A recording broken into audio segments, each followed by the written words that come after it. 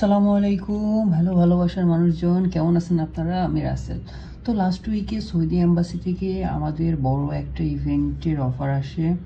তো চলুন দেখি ইভেন্টে আমরা কি করলাম। 29 তারিখ ছিল তাদের ন্যাশনাল ডে, যেটা তাদের জন্য খুবই স্পেশাল, এবং তাদের এই স্পেশাল দিনটিকে আরও স্পেশাল করার জন্য আমরা সবাই কাজে লেগে পড়ি।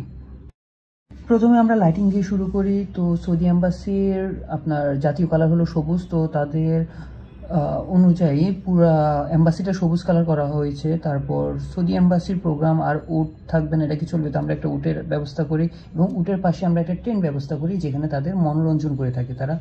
তো এটা ছিল সৌদি এম্বাসির আপনার 94তম ন্যাশনাল ডে। তাই আমরা ফুল দিয়ে বড় করে 94 লিখে গেটের পাশে সেট করে দিই।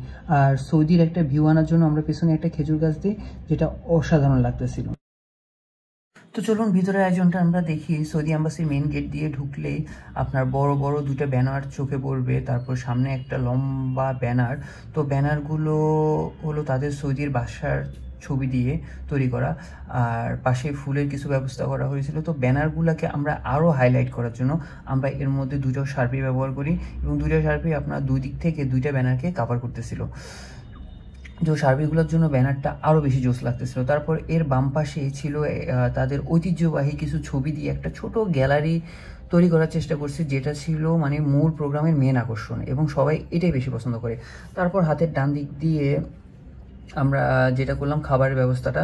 তো ডান দিক দিয়ে সোজা চলে গেলে খাবারের ব্যবস্থা, এবং আমরা দেওয়ালের দুই পাশে বড় বড় ব্যানার দিয়ে সুন্দর করে প্রোগ্রামটা সাজিয়ে পেলাম।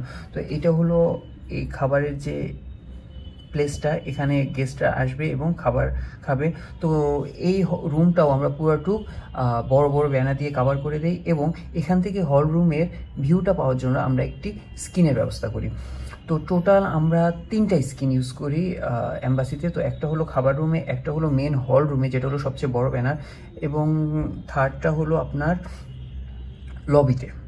চলুন এবার আসি হল রুমে, যেখানে হলো ভিআইপি গেস্টের জন্য ব্যবস্থা করা হয়।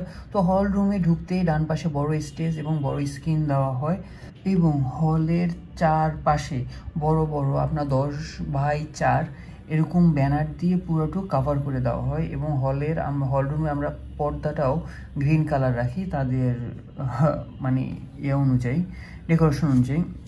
তো টোটাল হল রুমের ভিউটা জাস্ট অসাম লাগতেছিল। তারপর আমাদের মেন যে বড় কেকটা, ওটা চলে আসে। তো বিশাল বড় কেকের উপর যে ডিজাইন বা যে ছবিটা, সেটা সৌদি এম্বাসি থেকেই নির্ধারণ করে দেওয়া হয়েছিল। তারপর কুরআন তেলাওয়াতের মাধ্যমে প্রোগ্রামটা শুরু হয়ে যায়, এবং এম্বাসির প্রত্যেকজন এসে ভাষণ দেয়, এবং তারা সবাই প্রত্যেকে গ্রুপ ছবি তুলে, এবং গ্রুপ ছবি তোলার পর তাদের মূল প্রোগ্রামটা শুরু হয়ে যায়।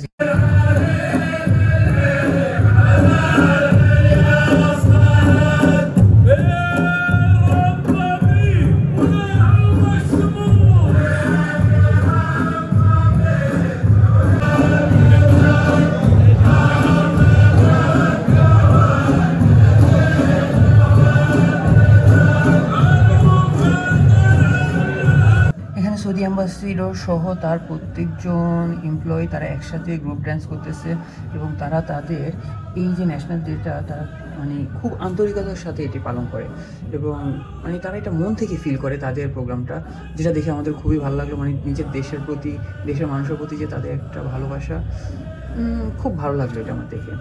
তারপর প্রোগ্রামের অন্যতম মেন আকর্ষণ ছিল এই ভাইয়াটা, যিনি খুব সুন্দর করে ডিজাইন করে প্রত্যেকের নাম লিখে দিচ্ছে আরবিতে।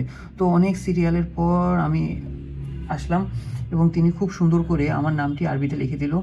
এই হলো সে নাম, খুব সুন্দর হয়েছে। তো এটি ছিল আমাদের প্রোগ্রাম, যেটা মূল লিড হিসাবে কাজ করেছেন আমাদের রাকিব সাজ্জাদ।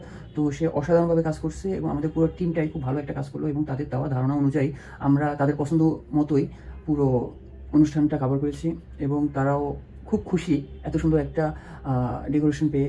তো খুব ভালো লাগলো যখন নিজের কাজটা মানে অ্যাপ্রিসিয়েট করে, খুব ভালো লাগে। তো সবাই ভালো থাকবেন, দোয়া করবেন। নেক্সট আবার কোনো ইভেন্টের কাজ নিয়ে বা নতুন কোনো এক্সপিরিয়েন্স নিয়ে হাজির হয়ে যাবো আপনাদের কাছে। থ্যাংক ইউ, আল্লাহ হাফেজ।